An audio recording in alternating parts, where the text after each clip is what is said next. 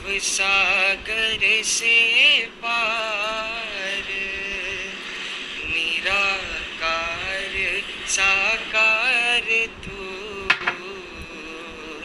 जग के पालनहार, है बेअंत महिमा तेरी, दाता परंपार। परम पिता परमात्मा, सब तेरी संतान,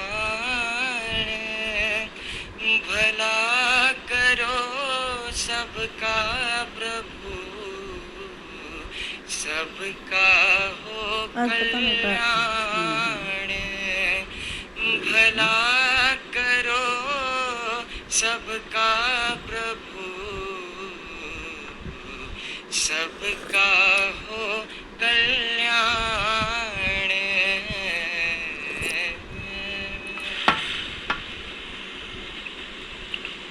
सत्संगत जी, प्रेम से कहना,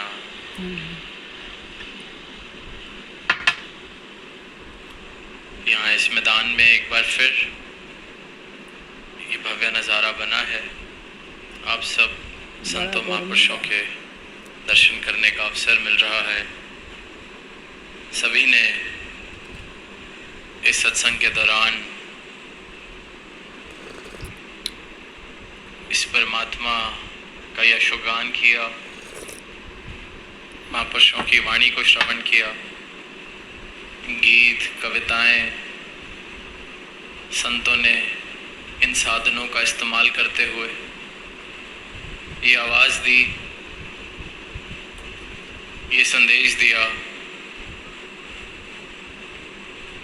कि इस परमात्मा की प्राप्ति मुमकिन है। और संत यही संदेश थां थां पर जाकर दे रहे हैं, अपने शब्दों से, अपने जीवन से, अपने कर्मों से, जहाँ मौका मिले। क्योंकि जब इसकी प्राप्ति हो गई तो जाहिर सी बात है कि ये और मैं एक हो गए। और जब ये एक प्रभु के साथ मैं एकमिक हो जाता हूँ तो मेरे बोल, मेरे कर्म अपने आप ही इस परमात्मा की महक आसपास बिखेरते हैं। आज भी जब यहाँ ग्राउंड में पहुँचना हुआ तो गाड़ियों से ही दास ने देखा कि कैसे नमस्कार की लाइनों में सेवादल के महात्मा जो महापुरुष लाइनों में लगे हैं उनके ऊपर पंखा कर रहे थे हाथ से हिला के। वो जो हाथ से हवा दी जा रही है कि इस गर्मी के मौसम में कोई भी राहत अगर हम पहुंचा सकते हैं, तो दास ने देखा कि महापुरुषों के सेवादल के संतों के हाथ में वो पंखा, और उसको निरंतर प्रयास किया जा रहा है कि लाइनों में जो संत हैं लगे हैं, बहुत देर हो गई, सब तक ठंडक पहुंच सके, थोड़ी सी राहत मिल सके। और वहीं चाहे मौसम जैसा मर्जी, पर आप सब पहुँचे हैं क्योंकि हृदय में इस परमात्मा के लिए प्रेम है। हृदय में ये भाव है कि संतों के साथ सत्संग करने का अवसर मिलेगा, ये भक्ति और परिपक्व होगी। तो जैसे सुना भी कि किस प्रकार बरसात ने रात भर इस रूप में बरसात हुई कि लगभग ग्राउंड पूरा तैयार, और फिर उसको दोबारा तैयार चंद घंटों में सारे संतों ने, सेवा दल ने मिलके किया। तो ये जो अनथक सेवा वाले भाव हैं ये बहुत मुबारक हैं, और इन्हीं के कारण ये आज जो सबब बन रहा है। और ये जो भाव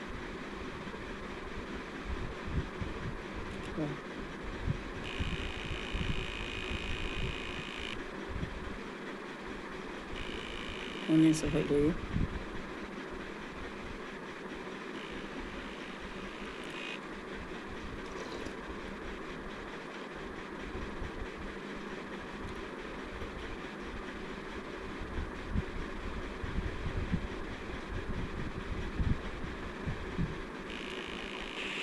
जैसे बरसात का रूप था और फिर भी यहाँ ये इतना विशाल समागम हो पा रहा है, तो ये भी सदगुरु की कृपा।